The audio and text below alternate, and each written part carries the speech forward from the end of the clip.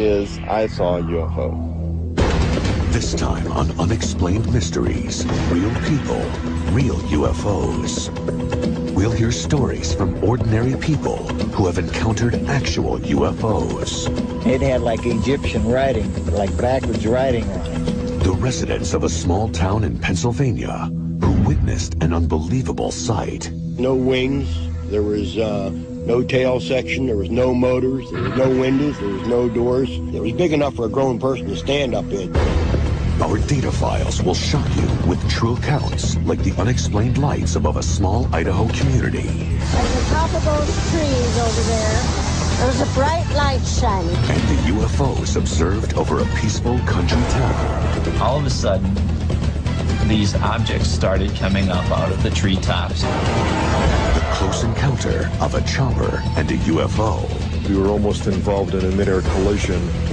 The frightened witness who was chased by a hostile craft. And this object made a right-hand turn. And by this point, I was getting really scared. The remarkable reports of actual physical evidence of unidentified flying objects. I noticed that on the back of the vehicle, it had something that was covered by a tarp. The irrefutable accounts of military personnel who witnessed UFOs while on duty. The light tracked at a high speed and came to a stop, altered direction. The disturbing case of one man who was threatened if he went public with what he saw. All these guys coming in telling me that if I don't keep my mouth shut, they're going to throw me in jail. And we'll give you the final evaluation with our UNX report here on Unexplained Mysteries, Real People, Real UFOs.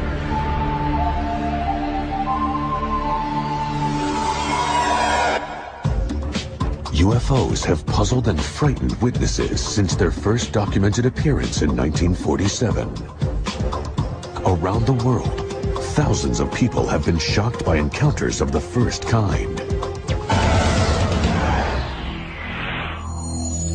Visual contact with an unidentified flying object.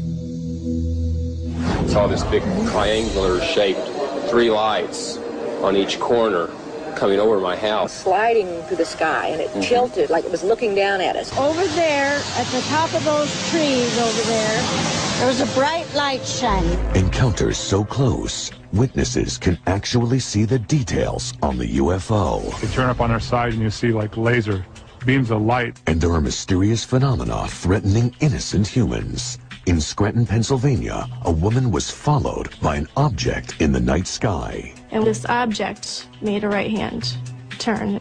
And by this point, I was getting really scared. Victims traumatized by what they saw. I've never seen him shake. He actually was just shaking. I feel uncomfortable in the dark, not because I think there's a monster out there waiting for me, but because there's something out there, and I didn't see what was behind the light. Some witnesses support their claim with startling videotape evidence and even the testimony of local police officers. I didn't believe initially when I received the call that there would be anything of substance. I saw 4 or 5 bright objects up in the air. In Gulf Breeze, Florida, a man videotaped what he says is an actual UFO. But the fact is, I videotaped and saw a UFO. And his account is confirmed by his neighbors. There's a lot more people willing to acknowledge that they've had a sighting than 5 years ago.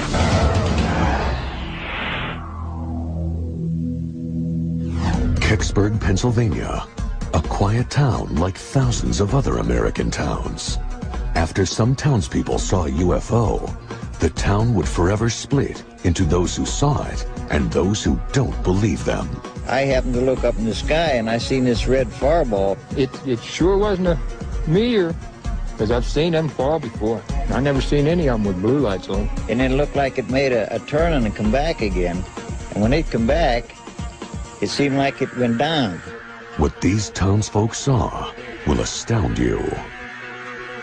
I got my flashlight and I started down through the woods up to where it was at. There was no wings, there was no tail section, there was no motors, there was no windows, there was no doors. It was big enough for a grown person to stand up in. It had like Egyptian writing, like backwards writing on it. Stars and circles and dashes and lines and things like that. It looked like an acorn. It was really weird. And then it got weirder. Wasn't too much longer. Down through the woods come two gentlemen. The one gentleman, very ramrod straight, very authoritative voice, crew-cut hair. I mean, he just reeked of military. He looked at the object and he looked at us. He says, all right, this is now a restricted area. Means we're all ordered out of here. The flatbed went down and empty, and they come back, he got out with something on the back of it covered up about the size of a Volkswagen. What really happened that night? Some townsfolk say nothing happened at all. Are they lying? If so, why? You've got this town split into two groups. You got the believers and the non-believers. You got neighbors and neighbors that has known each other all their life. Now they don't want to talk on it. One believes it and one don't believe it. Experts believe that some of the people of Kecksburg are participating in a hoax. Virtually all of the accounts can be explained by people having looked toward and seeing the Ontario meteor. I don't know how some people can say that nothing ever happened when there was so many people that saw things that night. Something had to happen. Freedom of Information Act states there was 212 military personnel here that night. But why are some people so sure that nothing at all happened that strange night? UFO researcher Stan Gordon has been investigating this case since he heard the original report. Could be that some of these people were in the wrong place at that time. They were in a position where they didn't see what was going on. The fact that there are dozens of people independent of each other who don't even know each other yet, who have given us detailed information about what they experienced and saw that night. And they're giving us confirming information that has not been published yet. There is no hard evidence or debris from the crash, so Gordon's research is limited to relying on people to tell the truth. As in so many of these cases, you have to go by the eyewitness accounts. And in this case, the eyewitness accounts are very, very strong. If we had the physical hardware, the mystery would be over. Soon after the Kecksburg incident, Clifford Stone saw a strange delivery at Lockland Air Force Base in Ashfield, Ohio. Kecksburg is only 200 miles away. I noticed that on the back of the vehicle, it had something that was covered by a tarp. It was about 10 to 12 foot at the base, 12 foot tall. It looked like a chocolate drop. When my friend told me that every question I ever had about UFOs was under that canvas, I was mystified. Do these residents of a small town know the truth? As far as they're concerned, they simply want the answer once and for all. The public has the right to know the true facts regardless of what the object was or what really occurred. What was the object and why after 27 years haven't they revealed what really was found? Who or what is behind the UFO phenomenon? Coming up, we'll show you more shocking evidence of UFO encounters. This was an object that moved at a very fast rate of speed. Unassailable testimony from police officers who witnessed UFOs. Saw 4 or 5 bright objects up in the air. And stay tuned for actual footage of UFOs recorded by eyewitnesses, including rare footage of a new type of sighting. We now are going through a series, it seems, of daylight sightings. And we'll find out if UFO sightings are simply hoaxes. Judgment, if you will, but the fact is, I videotaped and saw a UFO. But are they friendly, or are they a threat to our existence? This object made a right-hand turn, and by this point, I was getting really scared. Why has the military been engaged in a UFO cover-up, even forcing their own servicemen into silence? We were just told to not say anything about this to anybody outside of Combat Information Center. The commander told me that I wasn't even supposed to mention this. We'll tell you about the civilian watchdog group that took matters into their own hands. The Air Force was being very secretive about UFOs, and we were trying to get information out. And stay tuned for the summary of all the info in our UNX report, here on Unexplained Mysteries.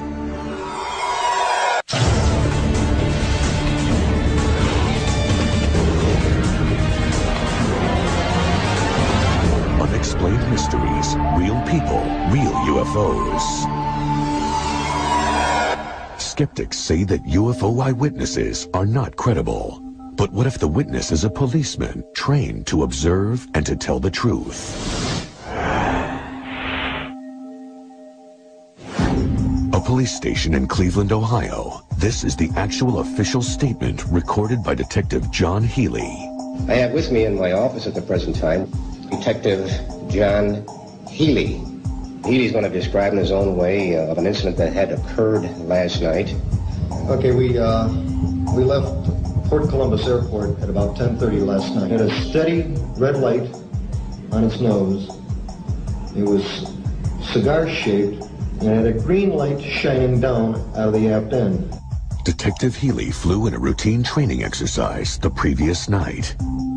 Over the town of Mansfield, Ohio, the men encountered a UFO. We were almost involved in a mid-air collision. I noticed a red light, but I thought it would be the port wing of another aircraft.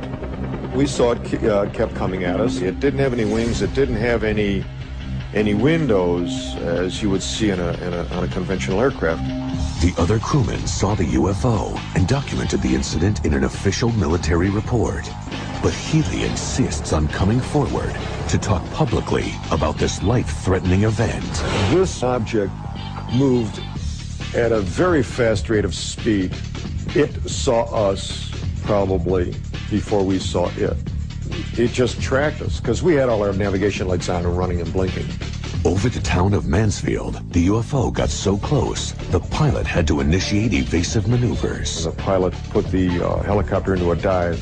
The chopper descended at 500 feet per minute. When it reached an altitude of 1,700 feet, the UFO shot a tractor beam at the helicopter. This was just a humongous green light just shining down on us in a very definite cone shape. You could look at the light and you could actually see the beam of the light. Suddenly, the light somehow pulled the chopper up towards the UFO. It scanned us for that instant that it hesitated over us. It scanned us. Then it took off. After the object went off to the west, the helicopter pilot noted that although he had been in a descent and his controls were in the configuration for a descent, the helicopter had actually risen to 3,800 feet. The object was under continual observation.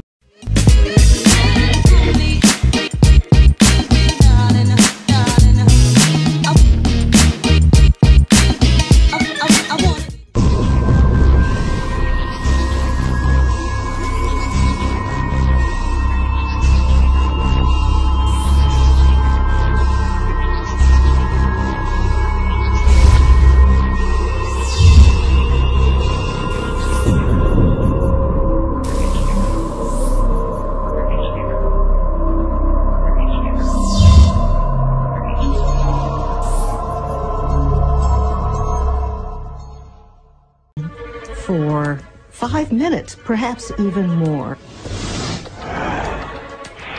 Further confirmation of the UFO incident came from two people on the ground, Irma DeLong and her son Charles. The kids kept hollering, they wanted to stop, they wanted to stop. She finally stopped the car and I jumped out.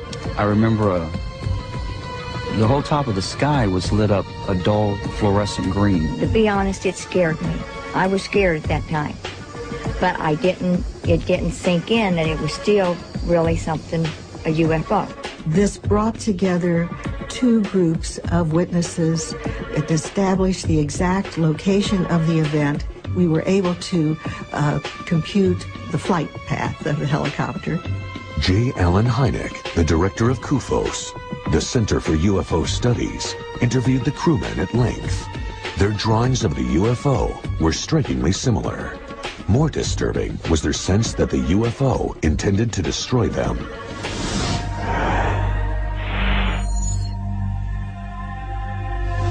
After the encounter, the helicopter, like the crewmen, was never the same. The aircraft number was 15444. That was the aircraft we were in that night. She was never any good after that. The radios would never work right. Navigation instruments, nothing. What caused that damage? Some said it was simply a meteor. Well, there's no way this could have been a meteor. It lasted for 5 minutes. No meteor takes 5 minutes to cross the sky from horizon to horizon. Detective John Healy and several witnesses saw a flying saucer. Its purpose, perhaps deadly, is still unexplained.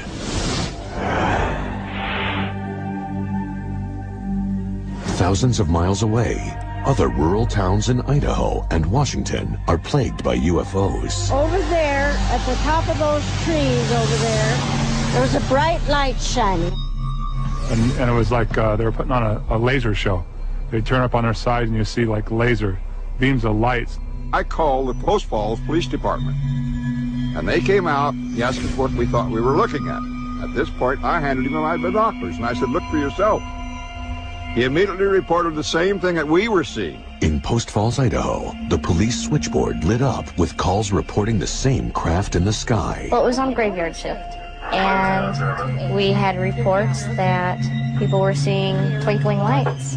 They were kind of nervous and said there's something floating in the sky. Well, the first thing we did was run outside and look and see if there really was something in the sky, and there was a white light, and there were colored lights kind of rotating around it. There was red, green, blue, purple, and a gold colored light, and they were flashing systematically. It was very shallow, like two shallow saucers placed together. The only lights on it were on the bottom.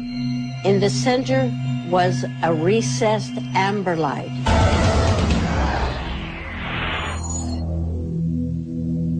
A Post Falls local shot this compelling videotape. It shows one of the crafts in the sky. In order for the camera to pick up the object, the light emanating from it would have to be unusually bright. Not far away, near Lake Newman, a man was almost blinded by an unearthly light. I was driving down West Newman Lake Road a little before midnight. All of a sudden, a blinding white light came from directly above me. I slowed down, opened the door, looked up. All I could see was a bright, round, incredibly bright light straight above me. Immediately became incredibly frightened, and I drove away as fast as I could. I headed straight to a house not too far away, down the road, a friend's house. He was so scared. He was just, I've never seen him shake. He actually was just shaking. And very pale, no color to him. I was in the military. This light was not something I've ever seen on any aircraft. It would have to be something incredibly large. I can't imagine, but the light would have to be 50 yards across. McClure called Lieutenant Colonel Jerry Rolls, who tried to find out if the craft was of military origin. Based on the interface that I had with the Air Force, I can only say what the object was not. I have pretty well ruled out any type of encounter with an aircraft. Ever since what happened, obviously I don't stop in the same place. I feel uncomfortable in the dark, not because I think there's a monster out there waiting for me, but because there's something out there, and I didn't see what was behind the light. Next on Unexplained Mysteries, real people, real UFOs. The UFO sightings over a Florida resort town. And we have over 500 witnesses, and we have about 262 recorded sightings, and we've investigated almost 200 of those. We'll show you a real-life, unidentified flying object. But the fact is, I videotaped and saw a UFO. And the expert analysis of UFO footage that seems to verify their existence. Photographs, the videos, the witnesses have all proved positive. And the witnesses that are threatened. And this object made a right-hand turn. And by this point, I was getting really scared. The incredibly advanced technology. But is it of human origin? It was doing about 4,000 miles an hour. And why does the military intimidate civilians, along with their own servicemen, into silence? I had some pictures of it that I took. They told me if I had any more pictures and if they come out, I would end up in jail, or there's not out for them to do. I think they are probably covering up the incidents with the FDR because they're covering up all incidences of UFO sightings. And all these questions and answers will be summed up in the UNX report on Unexplained Mysteries. Unexplained Mysteries. Real people, real UFOs. Why are there so many sightings in a picturesque little town in Florida?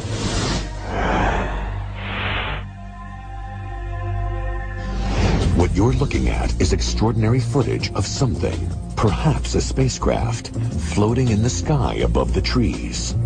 Welcome to Gulf Breeze, Florida. It's a beautiful resort town on the Gulf Coast, otherwise unremarkable. And we have over 500 witnesses, and we have about 262 recorded sightings, and we've investigated almost 200 of those. A group of concerned Gulf Breeze residents are carrying out the investigations. Most of them belong to MUFON, the Mutual UFO Network, determined to get to the bottom of UFO mysteries. We call the military. We're told, no, we did not have anything in the area at the time that you had your sighting.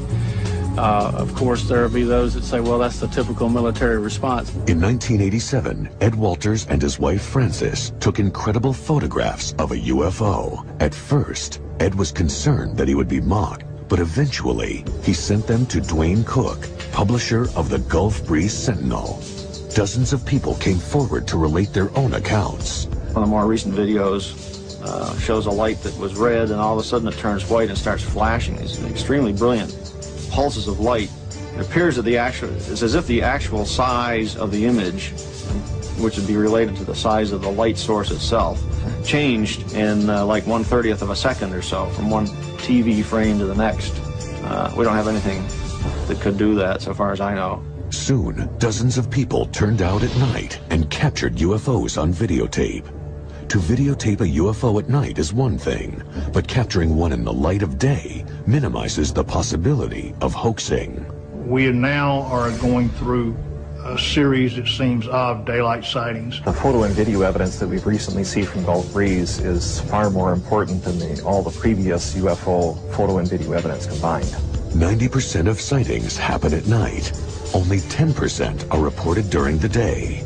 And now, more people are stepping forward as UFO eyewitnesses. People like doctors and lawyers and real estate people, and it's just not a bunch of lunatics running around saying that they saw lights in the sky. This is footage of one of the Gulf Breeze UFOs. The daylight sightings that we've had of the last year have all been authenticated. The photographs, the videos, the witnesses have all proved positive. Ed Walters saw unusual bright flashes in the sky, but this time in daylight. Panning around here, 360, there's the sand dunes, that's the north. Oh, jeez, goodness gracious. Over those dunes, right there. A shiny object that floats in the sky briefly, then vanishes. There she is, right there. Oh my God, just hovering right there. Oh, Jesus, wouldn't you know it? Video analyst Jeff Sainio authenticates Walter's tape.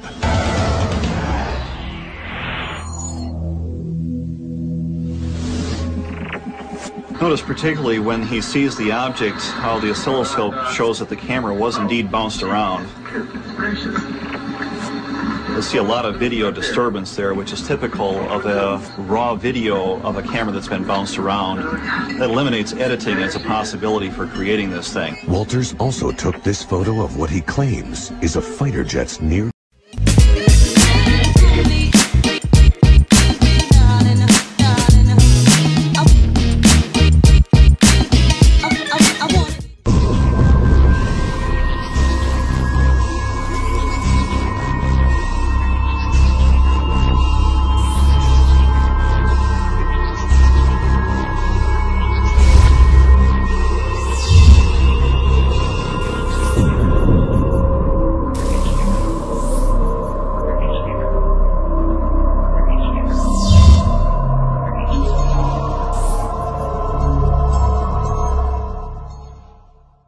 collision with a UFO.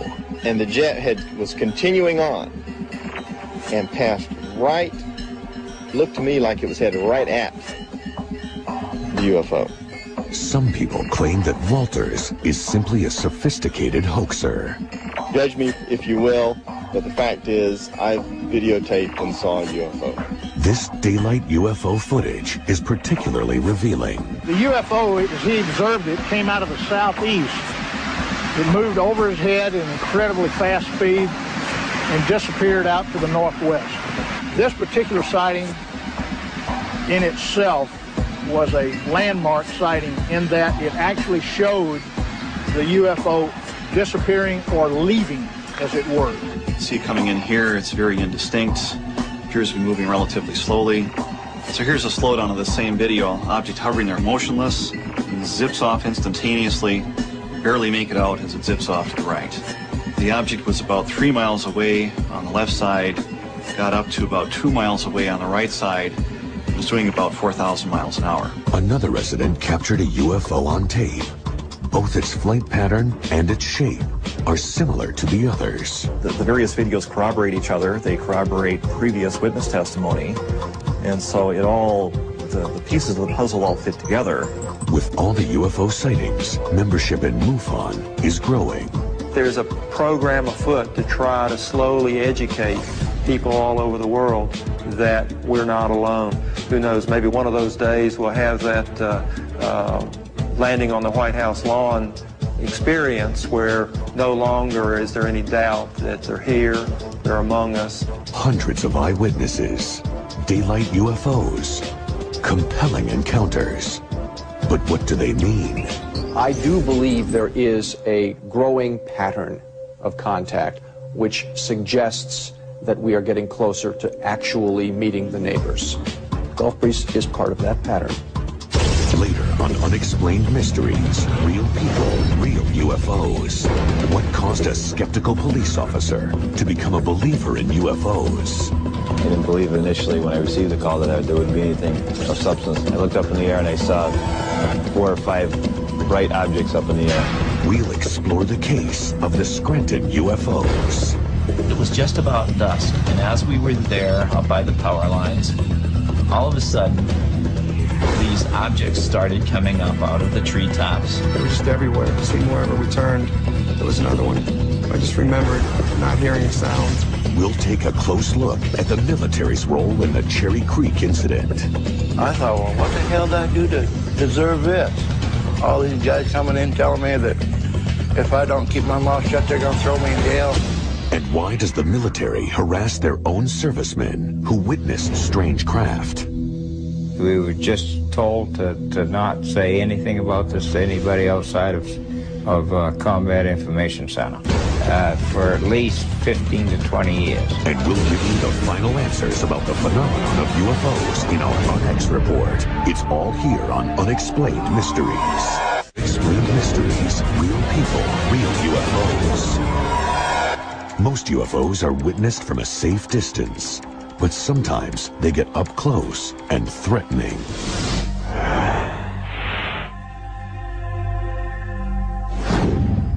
Scranton, Pennsylvania. Christy Stiers was driving home one night, alone. I at first thought it was another car, but I looked out towards the back of me and I noticed there was no car in back of me, and I was adjusting the mirror and I noticed an object in the sky. It was flying behind my car, and I kept watching it in my rearview mirror, and eventually it went over to where I could see it looking out the window. It kept following me driving down the road. And then I made a right-hand turn, and this object made a right-hand turn. And by this point, I was getting really scared. She drove into the driveway, ran up to the front door, came flying in the house, and said something was following her. And then when she told me it was above her car, I didn't know what she was talking about. When the lights returned to the Stiers' home months later, Nadia's husband Gary shot this amazing UFO footage. It was a feeling of great excitement because these things were happening right before your eyes. You didn't know really what these lights were, what was happening. Gary called 911 to tell the police about what he saw. And within a matter of minutes, Officer Callie arrived along with 3 state policemen. And as I taped, they stood alongside of me with their handheld radios in my front yard. I didn't believe initially when I received the call that there would be anything of substance that I would see. Immediately upon exiting my police vehicle, I looked up in the air and I saw 4 or 5 bright objects up in the air. The police department called the local airport to see if there was anything on their radar. We looked out the window over toward where he was talking about, and sure enough, there were some lights out there. But nothing showed up on the radar screen. I felt that there was possibly a problem with the radar system. Shortly thereafter, he contacted me back and said that they checked it again, and there's nothing up there. A few nights later, Gary Stiers encountered more lights in the night. It was just about dusk, and as we were there up by the power lines, all of a sudden, these objects started coming up out of the treetops. They were just everywhere. Seemed wherever we turned, there was another one. I just remembered not hearing a sound. As always, there were those who did not believe that anyone saw a UFO. All I know is that we taped some unusual lights and objects in the sky. The night of January 8th did happen, and I wasn't the only person that saw these things. And all I can say about the tape is that it speaks for itself.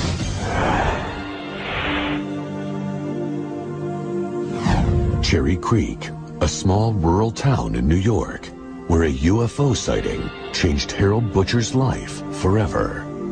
Harold was 16, working in this barn.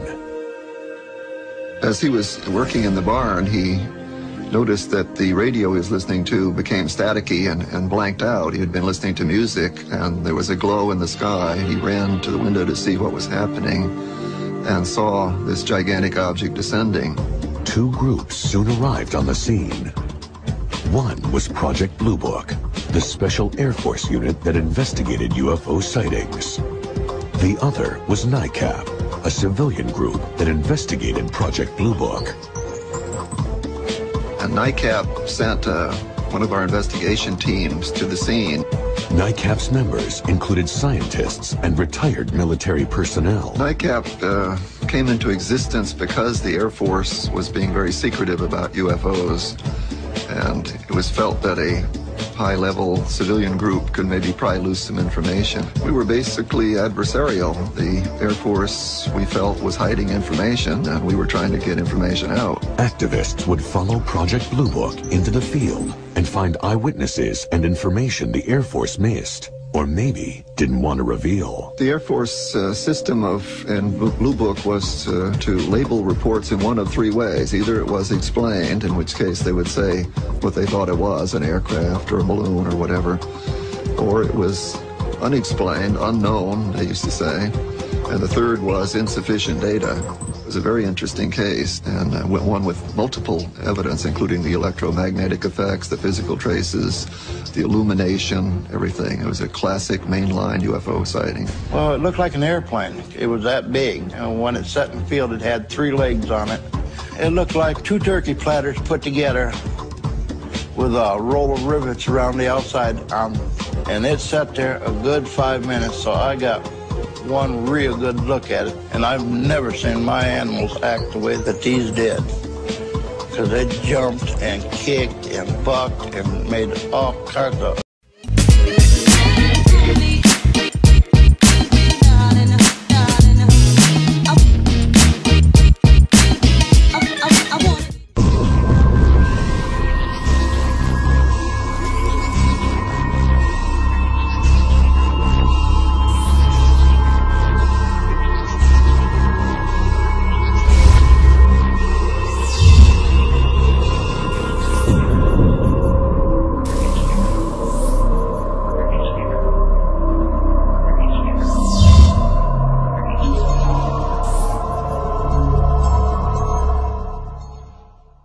ungodly noises. Even stranger was the fate of 2 state troopers who also witnessed the object. They filed a report, then were never heard from again. They had a lot to lose by reporting this. They were risking their reputation, and for them to come out and actually state that they had seen something like that meant a great deal to me. It indicated to me that something genuine was happening in the area. Dick Nelson lives next to the butcher farm. On the day of the sighting, he talked to the state troopers. Well, after the policemen saw it, they had a whole different attitude towards it. They couldn't believe what they saw. Then the Air Force arrived. Next thing I know, here come this guy from the Air Force. They had a truckload of guys that taped off the whole area out there. An Air Force officer started making threats. I had some pictures of it that I took, and the Air Force took them, and they wouldn't even let me have them. They told me if I had any more pictures, and if they come out, I would end up in jail or the nut house, one of the two. Despite the Air Force's apparent cover-up, they may have left the biggest piece of evidence. They classified the incident as unidentified. The fact that the Air Force classified this as an unidentified is very interesting and very significant because they were very stingy about doing that. Ordinarily, they would be very happy if they could label a sighting and get rid of it. If it was, even if it was stretching the truth, they would try to explain it as an aircraft or a balloon or strobe lights or something, a meteor. But the Air Force seemed to do all they could to suppress the truth. I thought, well, what the hell did I do to deserve this? All these guys coming in telling me that if I don't keep my mouth shut, they're going to throw me in jail. Coming up, who or what caused the unidentified objects seen by crewmen on the USS FDR? My friends called me to come outside, and we observed a bright light quite high in the sky. And all of a sudden, a fireball dropped between the upper ship to the lower ship. Did the military hide the reports of those UFO sightings? I think they are probably covering up the incidents with the FDR because they're covering up all incidences of UFO sightings. And we'll wrap it all up for you with our Onyx report on Unexplained Mysteries, Real People, Real UFOs. Unexplained Mysteries, Real People, Real UFOs. Many reports of UFOs occur near military air bases.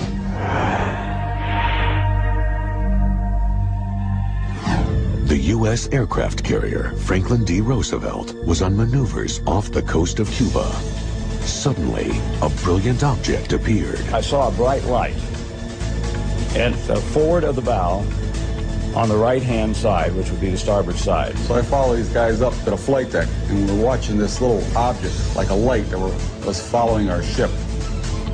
And then it came out of the sky at us. It looked like a star, but was much brighter. The light tracked at a high speed and came to a stop, altered direction, and accelerated to high speed, stopped again. Contrary to Navy procedure, these three veterans were not asked to file reports, and there is no record of the sightings. Strangest of all, none of the other men who saw the UFOs can be found. During maneuvers codenamed Operation Mainbrace, there were many UFO sightings. A plane from the FDR was followed by an unknown object.